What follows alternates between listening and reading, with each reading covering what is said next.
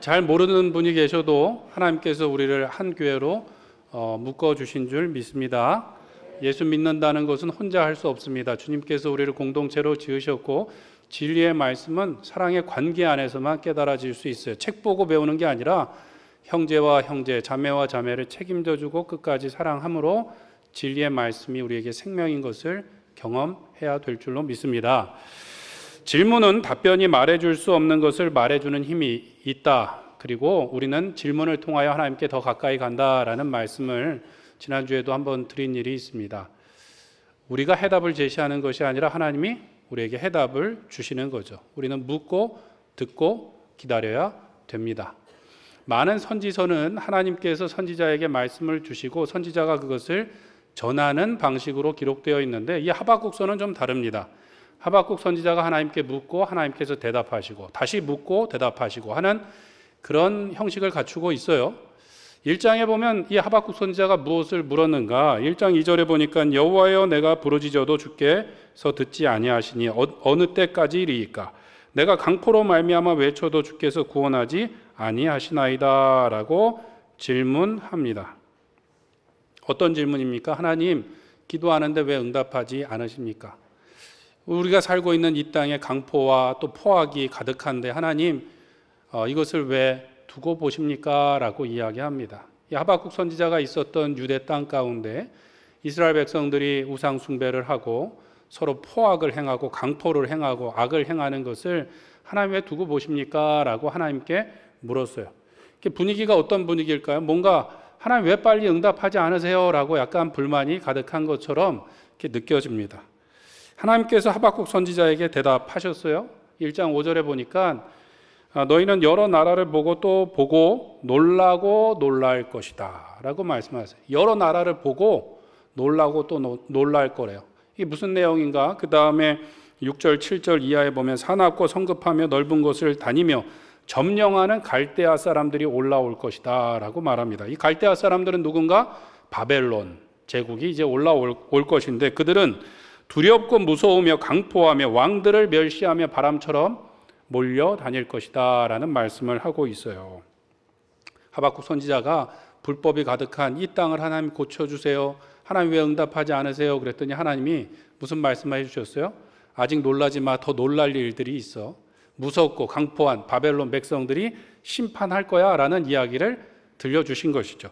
이게 환영할 만한 이야기인가요? 아니면 놀랄 일인가요? 놀랄 일이죠. 하박국 선지자가 다시 묻는데 여호와 나의 하나님이여 나의 거룩한 이시여 라고 이제 하나님을 부르는데 하나님의 거룩한 성품 선하신 성품을 붙여서 하나님께 묻습니다. 하나님 이게 말이 됩니까? 이 땅에 악이 가득해서 하나님 고쳐달라 그랬더니 더 포악한 백성을 들어서 이 땅을 심판하시는 것이 과연 하나님 정의입니까? 맞습니까? 라고 묻게 된 것입니다. 하박국 선지자는 도무지 이해할 수 없었지만 그것을 이해하려고 한 것이 아니라 하나님께서 무엇이라고 대답하실지 믿음의 결단을 내리고 기도의 자리에 서게 됩니다. 그리고 기다리게 되는 것이죠. 우리도 하박국 선지자와 같이 하나님께 묻고 싶을 때가 있어요. 하나님, 기도하는데 언제 응답해 주실 것인가요? 하나님, 이 땅에 이렇게 불법과 부조리가 가득하고 이해할 수 없는 일들이 있는데 하나님, 언제 고쳐주실 것인가요? 라고 묻고 싶을 때가 있죠. 그리고 뿐만 아니라 가장 친밀해야 될 가정 안에 문제가 생겼을 때, 또 예수님의 몸이라고 하는 교회에 사랑이 넘쳐야 되는데 문제가 생겨서 기도하는데 속히 응답이 되지 않으면 우리 마음이 답답하고 하나님께 이렇게 원망 섞인 질문을 하고 싶을 때가 있어요. 그리고 절망하고 무기력해질 때가 있다는 것이죠. 신은 죽었다라고 말했던 니체는 그의 작품에서 이렇게 말한 적이 있습니다. 괴물과 싸우는 사람은 자신이 괴물이 되지 않도록 조심해야 한다. 끝없이 깊은 시면을 들여다볼 때 시면도 너를 들여다본다라는 이야기를 했어요. 여기서 말하는 괴물은 단순히 악당이나 적을 나타내는 것이 아니라 부조리와 폭력과 억압을 상징합니다. 그러니까 불의와 부조리와 맞서서 우리가 싸울 때 뭘 조심해야 되는 거예요? 나도 불법과 부조리를 행하지 않을까 조심해야 된다라는 것입니다. 왜 옛말에 흉 보면서 어떻게 된다고요? 담는다. 처음 들어보시는 건가요? 지금은 이제 다 핵가족이 되었지만 옛날에 대가족으로 살 때는 씨월드에서 우리가 살게 되지 않습니까? 그럼 이제 시어머니 흉을 보는데 시어머니가 이제 옛날 어른들에게 내려온 그 관습대로 하다 보니까 부당하고 또 억울할 때가 있으셨죠. 그런데 흉 보다가 어떻게 되는 거예요? 닮아갈 수 있다는 것이죠. 또 회사에서 불공평과 부당함을 비판하고 투쟁하고 고치려고 하는데 나중에 보면 똑같이 돼 있을 때가 있어요. 다는 아니지만 노조 활동을 해갖고 했는데 나중에 보니까 노조가 하나의 권력이 돼 있고 그 안에도 비리가 있을 때가 있다는 거죠. 나라의 일도 마찬가지입니다. 좌와 우로 나뉘어서 싸우고 서로 잘못됐다고 하는데 정권이 바뀌면 똑같은 실수를 반복하는 것을 볼 때가 있다라는 것이죠. 과연 우리는 어떻게 그 잘못된 현실을 바꿔나갈 수 있을까요? 유대인들의 탈무드에 보면 이런 이야기가 있습니다. 세상은 불공평하다. 그러나 그 불공평 속에서 내가 어떤 태도를 취하느냐가 내 삶을 결정한다라고 말했어요. 이 세상은 불공평하고 불법이 있고 부조리한 것이 사실은 자연스러워요. 왜 그렇습니까? 죄가 이 땅에 들어왔기 때문에 내 죄로 인함이든 다른 사람의 죄로 인함이든 불법과 부정하고 부조리한 것이 이 땅에 있기 마련이에요. 문제는 무엇인가? 내가 어떻게 그것에 반응할까라는 것이죠. 비판하는 것은 바꾸지 못해요. 믿음으로 나가고 기도로 나갈 때 우리가 이 땅을 변화시키고 우리의 삶을 변화시켜 나갈 수 있는 줄로 믿습니다. 루즈벨트 대통령이 연설했던 연설문에 보니까 이런 글귀가 있어요. 중요한 것은 비판하는 사람이 아닙니다. 강한 사람을 가리키면서 그가 어떻게 비틀거렸는지 어떻게 하면 더 잘할 수 있었는지를 지적하는 이들은 전혀 중요하지가 않습니다. 실제로 경기장에 들어가 먼지와 땀과 피가 얼룩진 얼굴로 용감하게 싸우는 사람, 실수를 저지르고 부족함을 드러내도 굴하지 않고 끝까지 노력하는 사람이 중요합니다. 승리도 패배도 알지 못하고 냉담하고 소심한 사람들은 최악의 경우 실패하더라도 끝까지 포기하지 않던 그 사람들의 자리를 대체할 수 있을까요? 없을까요? 없다는 거예요. 뒤에서 말만 하면서 앞에 있는 사람들이 저렇게 했으면 더 잘 됐을 텐데 라고 말하는 사람들, 구경꾼들은 절대로 앞에서 경기를 뛰는 사람들의 그 자리를 대체할 수 없다는 거예요. 실패하더라도 실수하더라도 포기하더라도 어디에 있어야 되는 거예요? 경기장 안에 있어야 되는 거예요. 그래야 금메달을 딸 수 있는 거고 그 다음에 그래야 세상을 변화시킬 수 있는 것이지 뒤에 앉아서 훈수도 갖고는 되지 않는다는 것이죠. 예전에 이세돌 구단이 알파고와 바둑 대결을 했어요.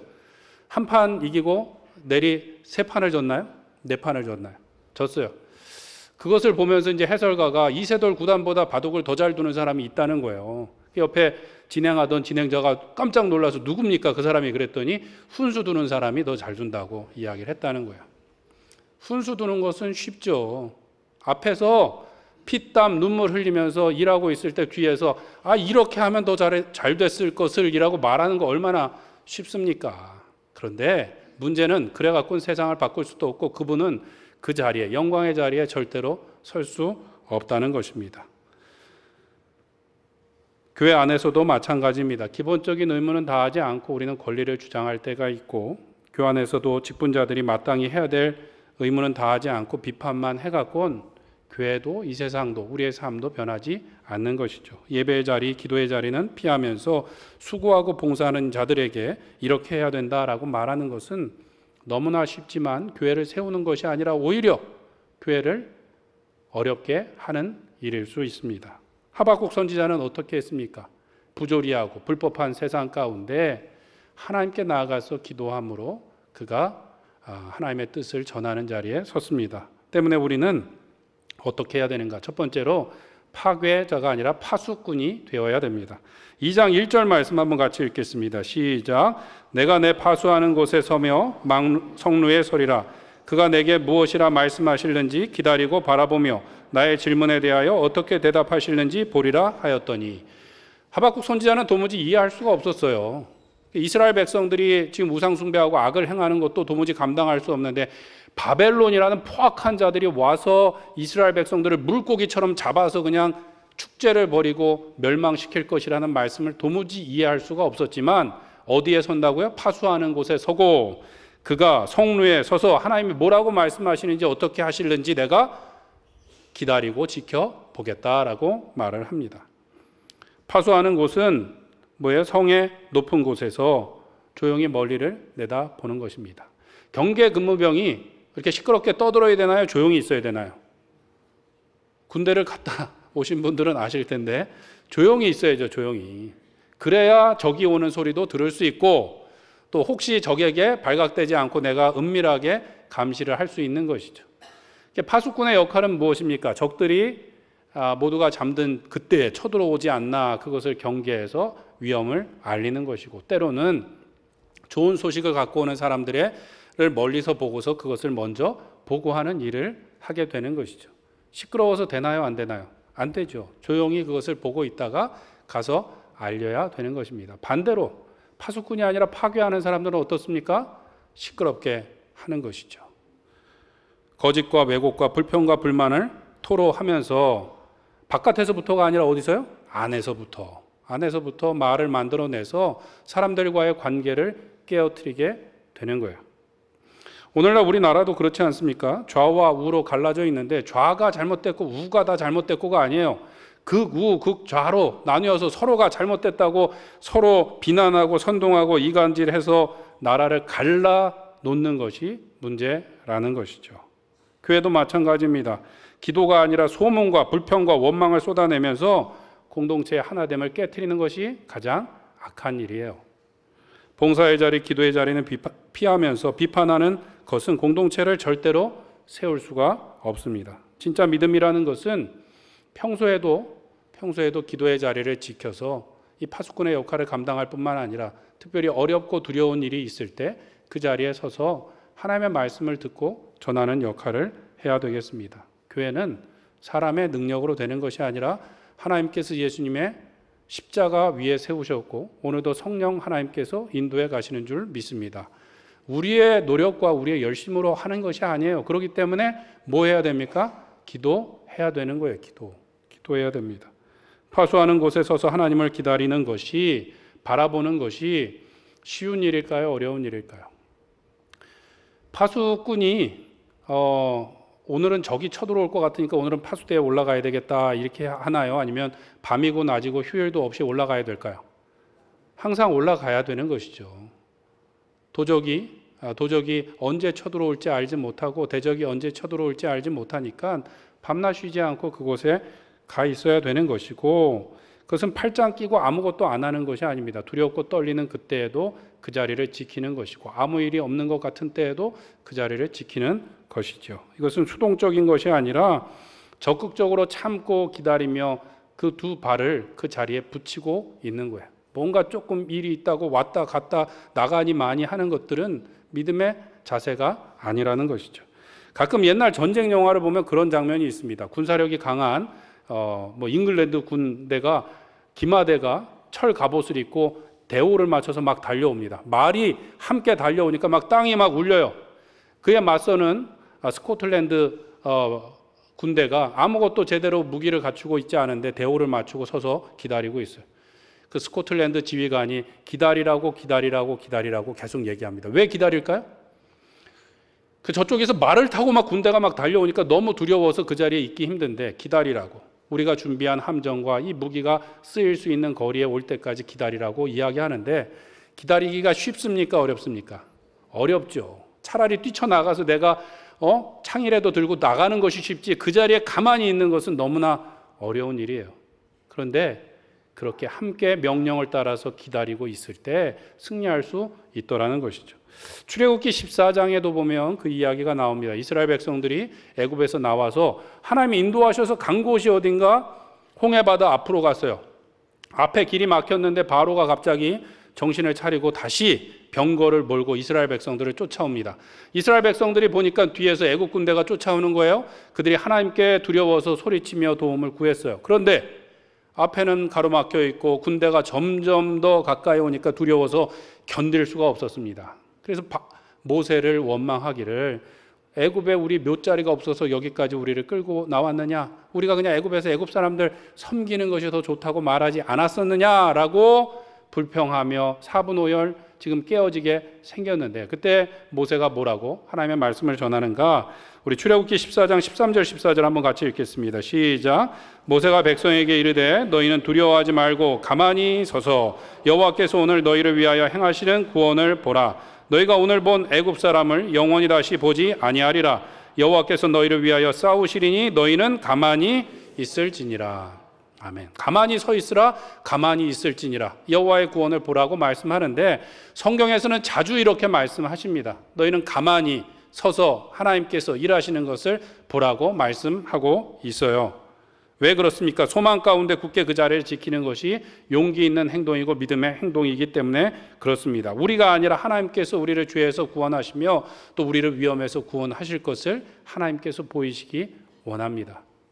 믿음의 행동은 내가 그냥 왔다 갔다 하는 것이 아니라 기도하며 하나님을 기다리는 것이 정말로 믿음의 용기 있는 행동일 때가 있다는 것이죠.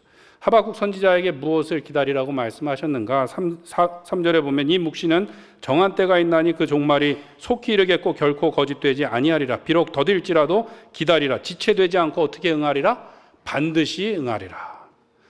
사실 하박국 선지자는 이해할 수 없었어요. 그런데 하나님께서 환상을 보여주실 때 갈대아 사람들이 올라오는 것뿐만 아니라 그 뒤에 하나님께서 친히 말 타고 오시사 구원하여 주실 것을 보았습니다. 그것을 보고 우리가 느끼기에는 그것이 더디 이루어지는 것 같지만 결코 지체되지 않고 반드시 이루어질 것이니 그 하나님을 믿고 기다리라고 말씀하고 있어요. 의인은 무엇으로 말미암아 살리라? 믿음으로 말미암아 살리라고 오늘 성경 다음에도 말씀하고 있습니다.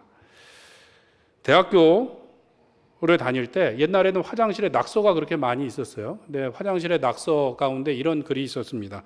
당신은 불이 나면 기도할 것인가 불을 끌 것인가? 신학대학교 화장실이니까 그래도 이런 낙서가 있었어요.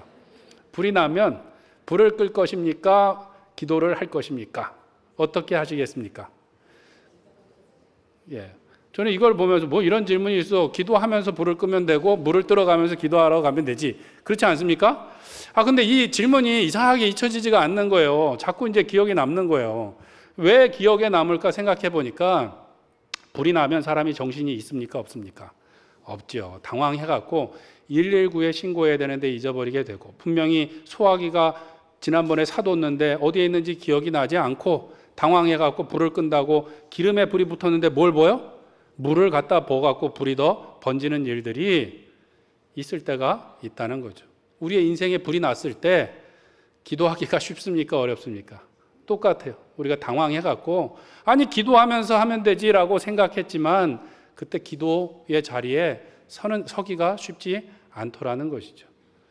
생각해보면 우리 집에 불이 났을 때는 어디에 먼저 신고해야 돼요? 119에 신고하고 우리의 삶에 불이 났을 때는 어디에 먼저 신고해야 됩니까? 하나님께 신고하러 가야 되는 거예요.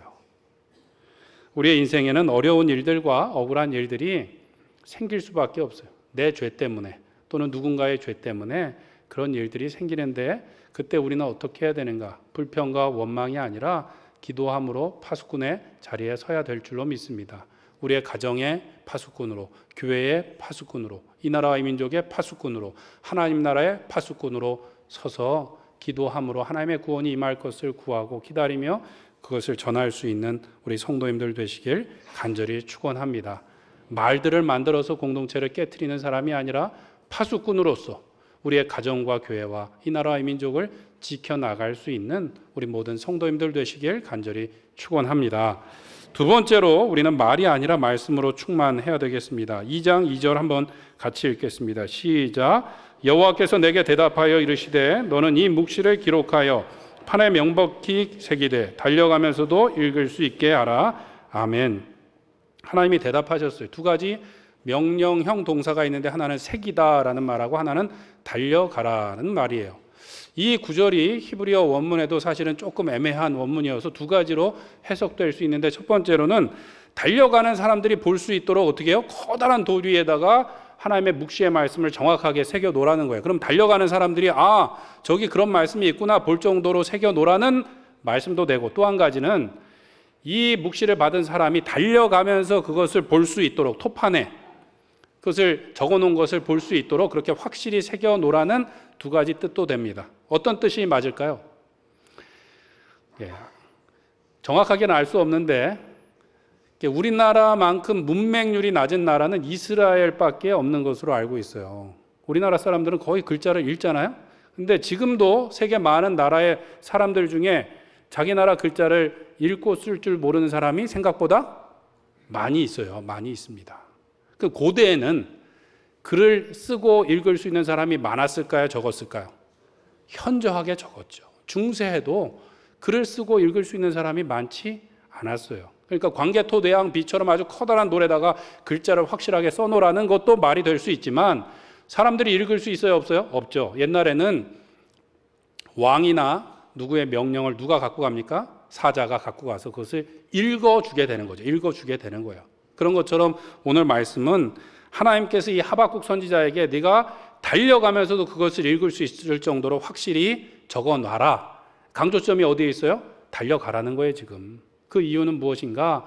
이제 이스라엘 백성들이 바벨론 무시무시한 백성들에게 심판당할 것인데 두려워하지 말고 겁먹지 말고 실망하지 말고 낙심하지 말고 하나님께서 반드시 구원하실 것이라는 말씀을 확실히 적어서 들고 뛰어가서 전해주라는 말씀이에요. 위로하고 그들을 격려하고 다시 회복하실 것을 믿고 믿음으로 나가라고 그것을 전하라고 말씀하고 있는 것입니다.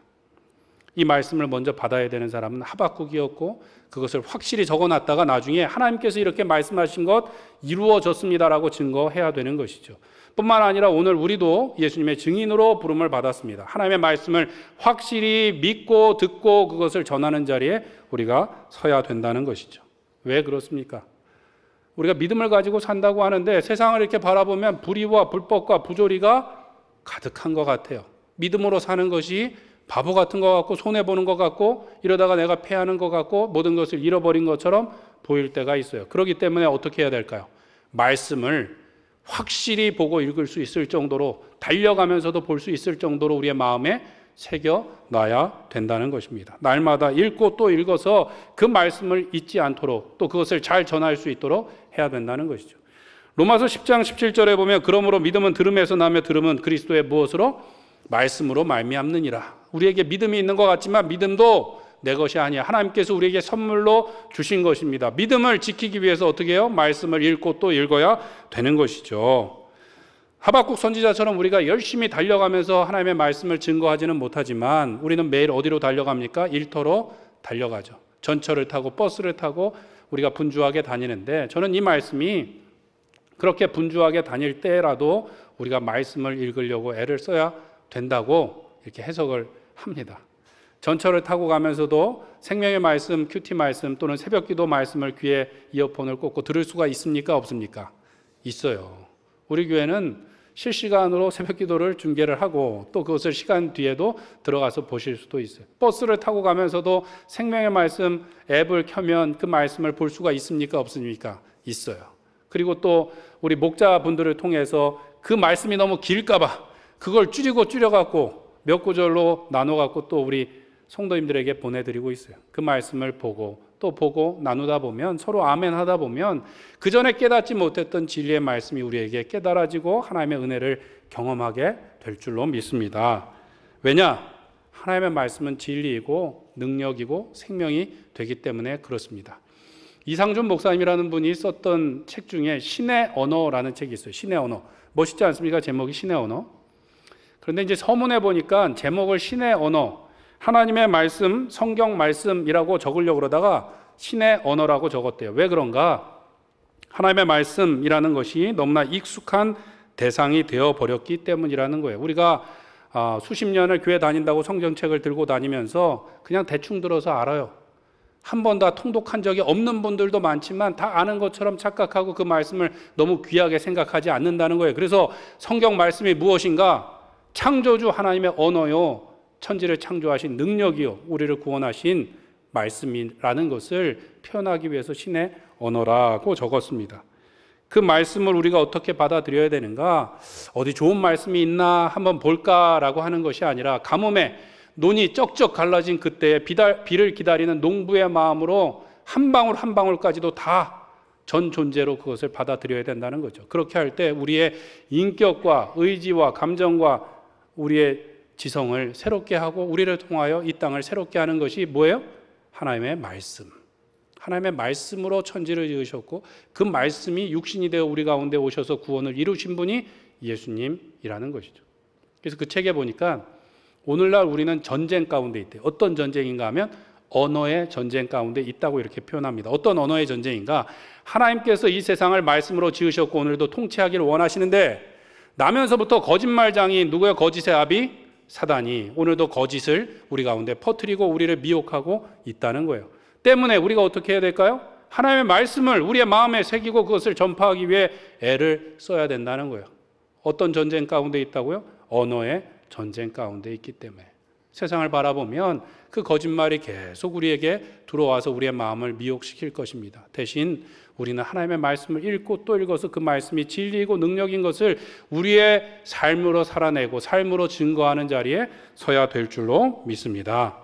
목장 모임을 할 때 처음에 우리가 환영을 하고 예배 찬송을 하고 그 다음에 뭐예요? 워드 말씀을 나누는데 첫 번째가 하나님의 말씀을 믿고 순종하여 은혜 받은 일을 나누어 봅시다예요. 이거 잘 되시나요? 안 되시나요?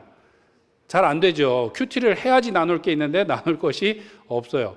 우리 목자분들이 말씀 한 구절 주시는데 그것을 읽고만 있어도 사실은 나눌 것이 있는데 그것이 안 되니까 말씀을 안 읽으니까 순종이 없고 순종이 없으니까 간증이 없고 그래서 감사가 없을 때가 있다는 것이죠. 말씀을 우리가 보고 순종해야 돼요. 그러면서도 우리는 뭐라 그러냐면 갈증을 느끼는 거예요. 좋은 말씀이 없어서 우리가 갈증을 느끼고 우울함을 느끼고 하는데 그렇지 않습니다. 어떤 설교보다 더 능력 있는 게 뭐예요? 성경 말씀. 우리가 갈증을 느끼고 우울감을 느끼는 건 왜 그런지 아십니까? 성경을 있는 그대로 믿고 순종해 보지 않았기 때문에 그것이 지혜이고 능력이고 생명인 것을 경험해 본 적이 없기 때문에 그렇습니다. 50% 순종하고 70% 순종하고 80% 순종하고 95% 순종하고 내가 순종하고 싶은 것만 순종하고 내가 순종하고 싶을 때만 순종하기 때문에 그 말씀이 천지를 지으신 능력이고 생명이라는 것을 확실히 경험해 보질 못했어요. 그랬는데 거기에 목숨 걸 수 있을까요? 없죠. 그렇게 해본 적이 없기 때문에 우리는 하나님의 말씀이 진리인 것을 믿고 순종하며 나가야 되겠습니다. 잠언 29장 18절에 보면 묵시가 없으면 백성이 방자히 행하거니와 율법을 지키는 자는 무엇이 있느니라? 복이 있느니라. 묵시가 없으면 사람이 방자히 행한대요. 교만이 행한대요. 죄를 범하게 된대요. 말씀이 있어야 된다는 거죠. 사실 하박국 선지자가 1장에서 하나님께 나아갈 때는 좀 어떤 모습이에요?